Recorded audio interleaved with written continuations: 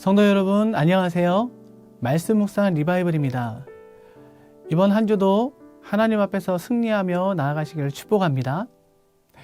오늘 하나님께서 우리에게 주신 말씀은 여호수아 5장 13절에서 6장 7절까지 말씀입니다. 함께 읽겠습니다. 여호수아가 여리고에 가까이 이르렀을 때 눈을 들어본즉 한 사람이 칼을 빼어 손에 들고 마주 서 있는지라. 여호수아가 나아가서 그에게 묻되 너는 우리를 위하느냐 우리의 적들을 위하느냐 하니 그가 이르되 아니라 나는 여호와의 군대 대장으로 지금 왔느니라 하는지라. 여호수아가 얼굴을 땅에 대고 엎드려 절하고 그에게 이르되 내 주여 종에게 무슨 말씀을 하려 하시나이까. 여호와의 군대 대장이 여호수아에게 이르되 내 발에서 신을 벗으라 내가 선 곳은 거룩하니라 하니 여호수아가 그대로 행하니라. 이스라엘 자손들로 말미암아 여리고는 굳게 닫혔고 출입하는 자가 없더라. 여호와께서 여호수아에게 이르시되 보라 내가 여리고와 그 왕과 용사들을 내 손에 넘겨 주었으니 너희 모든 군사는 그 성을 둘러 성 주위를 매일 한 번씩 돌되 엿새 동안을 그리하라. 제사장 일곱은 일곱 양각 나팔을 잡고 언약궤 앞에서 나아갈 것이요 일곱째 날에는 그 성을 일곱 번 돌며 그 제사장들은 나팔을 불 것이며 제사장들이 양각 나팔을 길게 불어 그 나팔 소리가 너희에게 들릴 때에는 백성은 다 큰 소리로 외쳐 부를 것이라. 그리하면 그 성벽이 무너져 내리리니 백성은 각기 앞으로 올라갈지니라 하시매 눈의 아들 여호수아가 제사장들을 불러 그들에게 이르되 너희는 언약궤를 메고 제사장 일곱은 양각 나팔 일곱을 잡고 여호와의 궤 앞에서 나아가라 하고 또 백성에게 이르되 나아가서 그 성을 돌되 무장한 자들이 여호와의 궤 앞에서 나아갈지니라 하니라. 아멘. 오늘 본문 13절에서 14절 말씀에서 여호수아는 여리고성 전쟁을 앞두고 정찰을 나갔다가 여리고에 가까이 이르렀을 때 뜻밖의 만남을 가지게 됩니다. 바로 여호와의 군대 대장과의 만남이었죠. 여호수아는 자신에게 칼을 빼어 들고 마주 서 있는 여호와의 군대 대장에게 누구 편인지를 다음과 같이 묻습니다. 너는 우리를 위하느냐 우리의 적들을 위하느냐. 그러자 여호와의 군대 대장은 여호수아에게 아니라 나는 여호와의 군대 대장으로 지금 왔느니라 라고 대답을 합니다. 여호수아 앞에 선 존재는 바로 하나님의 군대 대장이었습니다.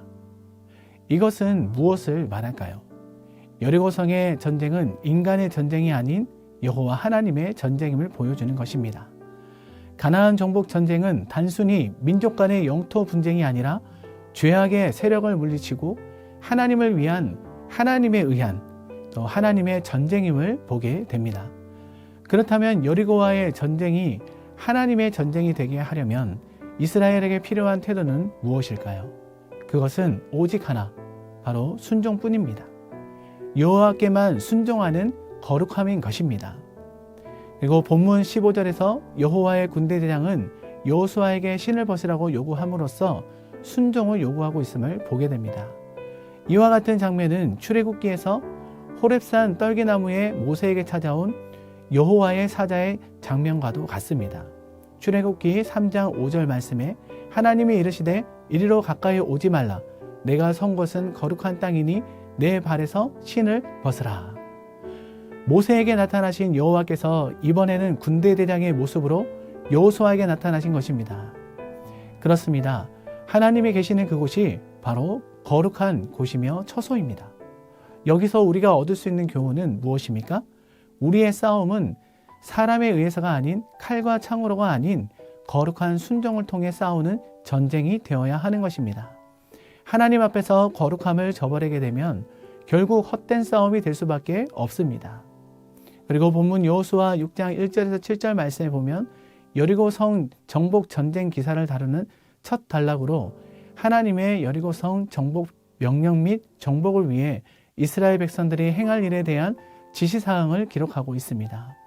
여기서 하나님께서 여리고성 정복을 위해 이스라엘에게 지시하신 사항은 그저 엿새 동안은 여리고성 주위를 매일 한 번씩 돌며 제7일에는 7번 돌라는 것과 제사장들이 그날에 나팔을 길게 불 때 백성들은 큰 소리로 외치라는 것이었습니다. 이것은 도저히 납득할 수 없는 조치였습니다. 인간의 이성적 판단으로 보면 이처럼 우매하고 어리석은 성 공격 방법도 없을 것입니다. 하지만 우리가 여기서 간과해서는 안 될 사실은 하나님의 일하시는 방법은 인간의 방법과 다르다는 것이죠. 하나님은 미처 인간이 생각할 수 없는 방법으로 역사하실 뿐만 아니라 인간이 보기에는 어리석은 방법으로도 놀라운 역사를 일으키십니다. 저는 오늘 말씀에서 두 가지의 교훈을 얻게 됩니다. 첫째는 전쟁은 하나님께 속해 있다는 것입니다. 하나님은 우리가 싸우는 선한 싸움의 후원자가 되어 주시죠. 그리고 하나님이 우리의 후원자가 되시는 한 우리는 우리로서 우리의 싸움에서 반드시 승리하게 됩니다. 특별히 이 싸움은 주님이 오실 때까지 끝나지 않고 계속될 싸움입니다. 이 싸움은 참으로 어렵고 고단한 전쟁으로 우리는 이 전쟁을 포기하고 싶은 유혹에 빠질 수도 있고 혹은 깊은 절망의 수렁에 빠질 수도 있습니다. 그러나 우리가 기억해야 할 것은 우리는 이 전쟁을 홀로 치르는 것이 아니라는 것입니다.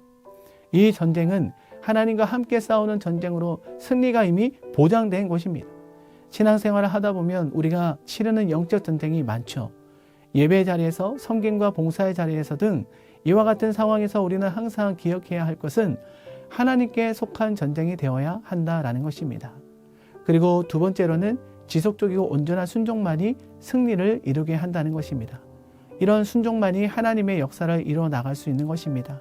처음에는 순종을 하다가 시간이 지나면 하지 않는 지속적이지 못한 순종이나 자기 마음에 드는 명령은 행하고 마음에 들지 않는 명령은 행하지 않는 온전하지 못한 순종은 진정한 순종이라 할 수 없습니다. 우리가 신앙생활을 하면서 하나님 말씀을 통해 순종해야 할 부분들에 대해서 각자에게 주는 은혜가 있습니다. 그러나 우리 스스로 하나님 말씀에 대한 거부함과 불순종으로 인해 하나님의 마음을 근심케 하는 경우가 있습니다. 그것은 우리 스스로가 가장 잘 알 것입니다. 이제 말씀을 맺겠습니다. 벌써 새해가 시작된 지 또 7일이 흘러가고 있습니다. 새로운 각오와 결단을 가지고 나아가는 우리 모든 성도님들의 마음에 영적 전쟁에서 승리할 수 있기를 간절히 소망합니다. 그리고 하나님의 말씀 앞에 순종하며 나아가길 원합니다. 전쟁은 하나님께 속한 것이라 하였으니 하나님을 배제한 전쟁이 아니라 하나님 품에 거하며 전쟁을 넉넉히 이겨나가는 성도님 되시기를 축복합니다. 그리고 자기가 원하고 할 수 있는 것에만 순종하는 온전하지 못한 순종이 아니라 그 어떤 하나님의 명령이라도 빠짐없이 다 순종할 수 있는 그런 한 해가 될 수 있기를 예수님의 이름으로 축복합니다. 아멘. 기도하겠습니다. 사랑의 하나님, 오늘 우리에게 주신 말씀을 통해 전쟁은 하나님께 속한 것이며 말씀 앞에 순종하는 우리 모두가 되게 하여 주옵소서.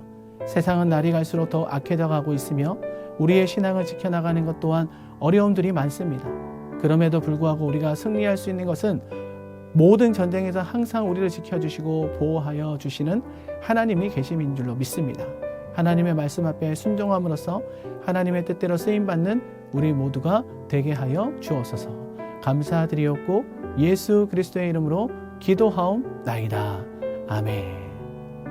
이 시간 우리가 다 같이 합심하여 또 개인과 공동체를 위해서 함께 기도하는 시간입니다. 첫 번째로 하나님에 의한 하나님을 위한 하나님의 전쟁으로 인해 승리하며 살아가게 하여 주옵소서. 그리고 두 번째로 하나님 말씀 앞에 순종함으로 하나님의 뜻을 발견하며 온전히 쓰임받게 하여 주시옵소서. 이와 같은 마음으로 우리 이 시간 다 같이 합심하여 기도하겠습니다.